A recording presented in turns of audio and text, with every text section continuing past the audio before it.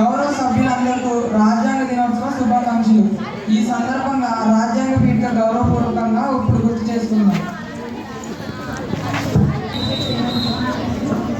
The Constitution of India, Preamble. We, the people of India, having solemnly resolved to constitute India into a sovereign, socialist, secular, democratic republic, and to secure to all its citizens justice, social, economic, and political, liberty of thought, expressions, belief, faith, and worship, equality of status and of opportunity, and to promote among them all fraternity, assuring the dignity of the individual and the unity and integrity of the nation. In our Constitution Assembly, this 26th day of November 1949, do hereby adopt, enact, and give to ourselves this Constitution. అందరూ కూర్చోండి. గౌరవనీయులైన ముఖ్యమంత్రి గారు, ఉప ముఖ్యమంత్రి గారు, శాసనసభ్యులు, ప్రతిపక్ష నాయకులు, నేటి సభకు సాదర ఆహ్వానం. గౌరవ సభ్యులందరికీ రాజ్యాంగ దినోత్సవ శుభాకాంక్షలు. ఈ సందర్భంగా రాజ్యాంగ పీఠిక గౌరవపూర్వకంగా ఇప్పుడు గుర్తు చేసుకున్నాం. నేటి కార్యక్రమాన్ని కొనసాగించవలసిందిగా గౌరవ ముఖ్యమంత్రి గారిని కోరుతున్నాం. గౌరవ అధ్యక్షులకు, ఉప ముఖ్యమంత్రి వారికి, సభ్యులకు నా నమస్కారములు. నేటి శీతాకాలపు సమావేశంలో సంక్షేమం మరియు వ్యవసాయ శాఖకు కేటాయించిన నిధులు 1,37,750 కేటాయించబడ్డాయి. అధ్యక్ష, రైతు భరోసాకు కేంద్ర ప్రభుత్వం కేటాయించిన 2,000 రూపాయలు, అదనంగా రాష్ట్ర ప్రభుత్వం తరపు నుండి 5,000 రూపాయలు, మొత్తం రాష్ట్ర ప్రభుత్వం ద్వారా 7,000 రూపాయలు అర్హత కలిగిన రైతులకి బ్యాంకు ద్వారా జమ చేయడం జరిగింది. అధ్యక్ష, తల్లికి వందనం. అధ్యక్ష, ప్రభుత్వం బడులనే కాక పాఠశాలలో కూడా చదువుతున్న విద్యార్థులకు కుటుంబంలో ఎంతమంది ఉన్నా మా ప్రభుత్వం 13,000 రూపాయల చొప్పున వారి తల్లి ఖాతాలో జమ చేయడం జరిగింది. సీతమ్మ మధ్యాహ్న పథకం ద్వారా విద్యార్థులందరికీ 4 to 5 రైస్ కాక అధిక పోషకాలు కలిగిన ఆహారాన్ని అందిస్తున్న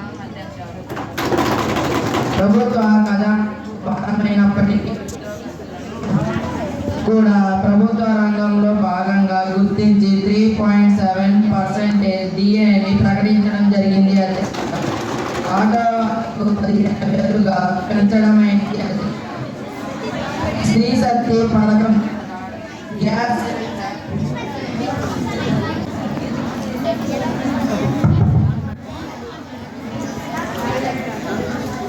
ఆటోవాలకు 15,000గా పెంచడమైనది. శక్తి పథకం క్రింది గ్యాస్ సిలిండర్ రేటు తగ్గించడమే కాకుండా ఉచిత బస్సు ప్రయాణాన్ని ఏర్పాటు చేశాం. అధ్యక్ష, 40 సంవత్సరాలు దాటిన మహిళలకు 2,000 రూపాయలు అందజేయడం జరిగింది. అధ్యక్ష, మెగా డిఎస్సి ద్వారా 2025 ఆర్థిక సంవత్సరంలో 15,000 కల్పించడం జరిగింది. అధ్యక్ష, ఇంతే కాకుండా ప్రతి సంవత్సరం ప్రకటించేందుకు నిర్ణయించుకున్నాం. అధ్యక్ష, 2029 నాటికి ఆంధ్ర రాష్ట్రాన్ని ఒక ఇన్నోవేట్ హబ్గా మార్చి క్వాంటం వారిని కూడా ఏర్పాటు చేసి నిరుద్యోగ యువతలను 20,000 ఉద్యోగాలను కల్పించుటకు నిర్ణయం జరిగింది. అధ్యక్ష, రాష్ట్ర అభివృద్ధికి అన్ని రంగాల్లోనూ సహాయ సహకారాలను అందించవలసిందిగా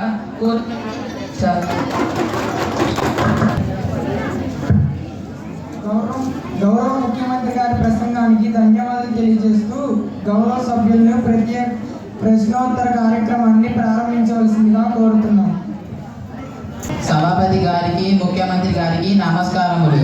అధ్యక్ష, మా ప్రభుత్వం ప్రవేశపెట్టిన పథకాలను కొనసాగిస్తూ గౌరవ ముఖ్యమంత్రి వారు మాటలు గారడీ చేస్తున్నారు.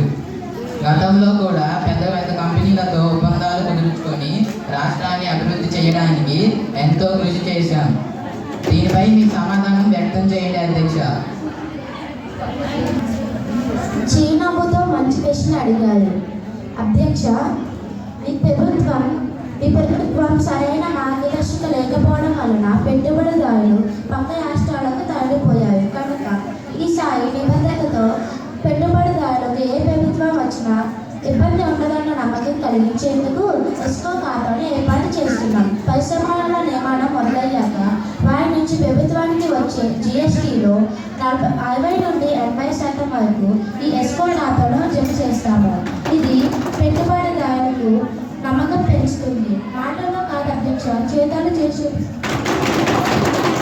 అంతేకాదు అధ్యక్ష, మా ప్రభుత్వం ఎన్నో పథకాలను సృష్టించింది. వాటిలో కొన్ని పేదలకు ఇళ్ల స్కీమ్, మొత్తం ఇల్లు 25 లక్షలు, ఒక్కొక్కరికి చొప్పున 1,80,000 ఇస్తున్నాం. మొత్తం 80,000 లక్ష కోట్లు.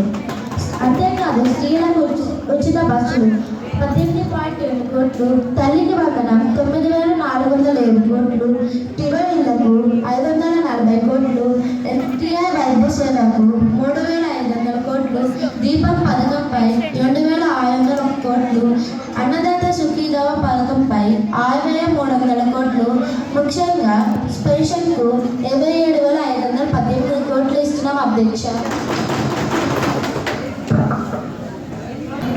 దీని మీద ప్రతిపక్షాలు ఏమైనా ఉన్నాయా? మాట్లాడతారా?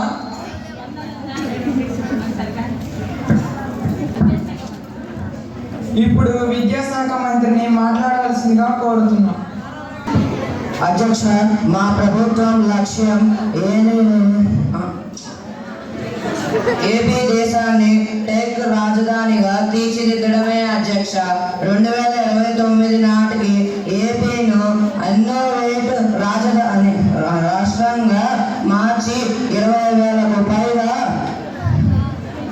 పైగా ఇన్నోవేట్ సంస్థలను ఏర్పాటు చేయడమే మా లక్ష్యం.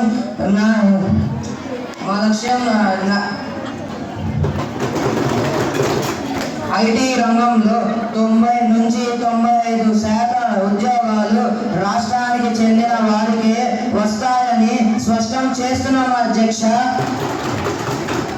ఎన్నడూ లేని విధంగా రాష్ట్రం మొత్తం నుండి ప్రభుత్వ పాఠశాలలో చదువుతున్న విద్యార్థులను ఎంపిక చేసి విమానం ద్వారా దేశ రాజధాని పంపి సైన్స్ మరియు సాంకేతిక రంగంలో విషయ విజ్ఞానం కోసం విదేశీ నిపుణులతో వారికి జ్ఞానం అందించబడింది.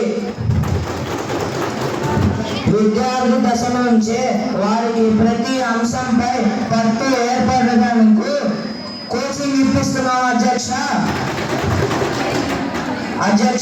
మెగా పీడియం ద్వారా విద్యార్థుల తల్లిదండ్రులు సమాజంలోని అన్ని వర్గాల వారిని కలుపుకొని గృహానికి అంకితమైన గృహిణీలను కూడా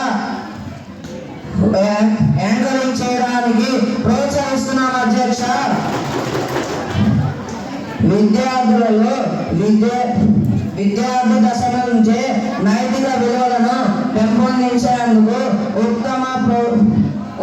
ఉత్తమ పౌరులుగా తీర్చిదిద్దేందుకు ప్రముఖ ఆధ్యాత్మిక గురువు ప్రసంగాలు ఏర్పాటు చేసి విద్యార్థులలో ముఖాముఖి చర్చ సంభాషణను ఏర్పాటు చేసి వారి మానసిక వికాసానికి అవకాశం కల్పిస్తున్నాం అధ్యక్ష. ఇప్పుడు మంత్రివర్యులు తెలియజేసిన వివరాలపై స్పందించవలసిందిగా ప్రతిపక్ష సభ్యులను కోరుతున్నాం. సభాపతి గారు, ఐటీ ఎకోసిస్టమ్ అభివృద్ధికి ప్రాంతాల మధ్య వ్యత్యాసం చూపొద్దని కోరుకుంటున్నాము అధ్యక్ష. అన్ని ప్రాంతాలకు సమాన అవకాశాలు కల్పించవలసిందిగా కోరుతున్నాము. ఇప్పుడు ఉప ముఖ్యమంత్రి వారిని మాట్లాడవలసిందిగా కోరుతున్నాం. అధ్యక్ష, ఈ క్యాబినెట్ సమావేశాలకు నేను కొత్తవాడినైనా గౌరవ సభ్యులందరికీ తెలియజేయండి ఏమనగా ప్రభుత్వ పథకాలు స్కీములు ఏమైనా సరే అది ప్రజా సంక్షేమం కోసం ఉపయోగపడాలి అధ్యక్ష. Rules are for running the government, not to await the freedom of public government by the people, for the people and to the people అధ్యక్ష. దేశంలోకి 60 నుంచి 80 తరాలించడం కూడా ప్రజా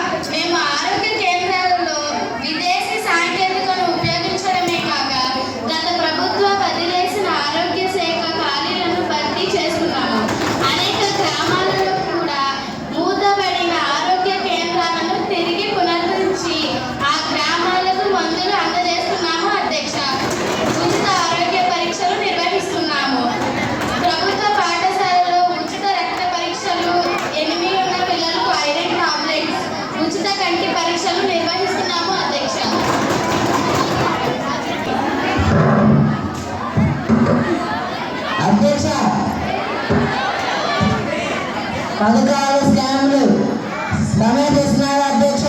ప్రజలను పక్కదారి పట్టిస్తున్నారు అధ్యక్ష. జిఎస్టీని ప్రజా సంక్షేమంగా ఉపయోగించాలి, కానీ వేసుకో కార్డు తరలించి ప్రభుత్వ విద్యను సంధిస్తున్నారు అధ్యక్ష. ఇప్పుడు వ్యవసాయ శాఖ మంత్రి వారిని మాట్లాడవలసిందిగా కోరుచున్నాను. అధ్యక్ష, రైతులను ప్రోత్సహించడం కోసం రైతు భరోసాలో కేంద్ర ప్రభుత్వం సహాయంతో రైతుల ఖాతాలకు ఒక్కొక్క రైతుకు 7,000 జమ చేస్తున్నాం అధ్యక్ష. సబ్సిడీ రేట్లపై రైతులకు ఉచిత విద్యుత్, ఆధునిక మిషనరీస్ ఇస్తున్నాం అధ్యక్ష. అగ్రికల్చర్ స్టూడెంట్స్కి అవగాహన సామర్థ్యం కోసం వ్యవసాయ క్షేత్ర పర్యటనకు తీసుకువెళ్తున్నాం అధ్యక్ష. ముప్పు ప్రాంతాల రైతులకు వ్యవసాయ రుణాలను మాఫీ చేస్తున్నాం అధ్యక్ష. అధ్యక్ష, ఈ ఆర్థిక సంవత్సరంలో అనేక మార్పులు, తుఫానులు బీభత్సం సృష్టించాయి. భారతదేశానికి ధన్య రాపిడిగా పిలువబడే మన రాష్ట్రం ఆర్థిక నష్టాలే కాక వ్యవసాయ ఉత్పత్తిలో కూడా వానిపై ప్రభుత్వం కంటి తుడుపుని మాట్లాడగానే తప్ప చేసేవారి ఆలోచనపై ఆయనే అన్నదాతలకు ఏ విధంగా ఆదుకోలేదు. అధ్యక్ష, అభివృద్ధి డెవలప్మెంట్ అని మాట్లాడే ఈ ప్రభుత్వం అమరావతి చుట్టుపక్కల ప్రాంతంలోనే సుందరీకరించారు అధ్యక్ష. కరోనా తరువాత విదేశ యాత్రికులు మన రాష్ట్రానికి వచ్చే ఆదాయం తగ్గింది. దీనికోసం ఎటువంటి చర్యలు తీసుకుంటున్నారు అధ్యక్ష? ఇప్పుడు పర్యాటక శాఖ మంత్రి వారిని మాట్లాడవలసిందిగా కోరుచున్నాను. అమరావతిని సుందరంగా తీర్చిదిద్దడానికి ముందుకు రాని గత ప్రభుత్వం వారు విదేశ యాత్రికుల గురించి మాట్లాడడం ఆశ్చర్యంగా ఉంది అధ్యక్ష. ఇప్పటి వరకు మా గౌరవ సభ్యులు ప్రభుత్వ విధానాల్లో తీసుకొచ్చిన మార్పులు వివరిస్తూనే ఉన్నారు అధ్యక్ష. స్వదేశులకు కాక విదేశాలను ఆకర్షిస్తూ విమాన రంగం అభివృద్ధి చేస్తున్నాం అధ్యక్ష. ప్రతి గ్రామానికి, పట్టణాలకు రవాణా సౌకర్యాలు అనుసంధిస్తున్నాము. షాపింగ్ మాల్స్, ప్లేయింగ్ జోన్స్ మరియు విజయవాడ ఉత్సవం వంటి అనేక కార్యక్రమాలను ప్రోత్సహిస్తున్నాము. బాలల ఆనందం కోసం మున్సిపల్ స్టేడియంలో హెలికాప్టర్ ఏర్పాటు చేయడం, వారిని ప్రోత్సహించడం కోసం విజయవాడ ఎయిర్పోర్ట్ వంటి కార్యక్రమాలు నిర్వహిస్తున్నాము. స్కూల్ స్టూడెంట్స్ కోసం 500 రూపాయలు కేటాయించి వారిలో పర్యాటక రంగం పట్ల అవగాహన కల్పిస్తున్నాము. అన్ని రంగాల్లో ప్రజా సంక్షేమం కోసం కృషి చేస్తుందని, ప్రజల అభివృద్ధి, రాష్ట్ర సముఖ అభివృద్ధిని ధ్యేయంగా పనిచేస్తూ సమాజాన్ని నిర్మించడానికి గౌరవ సభ్యులకి తెలియజేస్తున్నాము. కుల వర్గ రహిత సమాజాన్ని నిర్మిస్తామని తెలియజేస్తూ ఈ అవకాశం ఇచ్చినందుకు ధన్యవాదాలు అధ్యక్ష. శీతాకాలం